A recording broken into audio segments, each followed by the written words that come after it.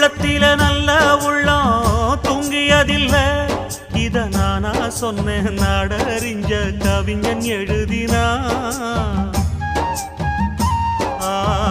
இன்ப துன்பம் ரெண்டும் நம்ம கையில இல்ல. இதில் யாராருக்கு என்னவென்று இறைவன் எழுதினா. கல்லடிய வாங்கிக்கணும் காய்ச்ச மறந்தான், சொல்லடிய தாங்கிக்கணும் நல்ல மனந்தான். இங்கு காயம் பட்ட நெஞ்சம் இது உறங்க முடியுமா? என்ன வேலை அது, என்ன வேலை? மன நிம்மதிதான் இங்கு என்ன வேலை?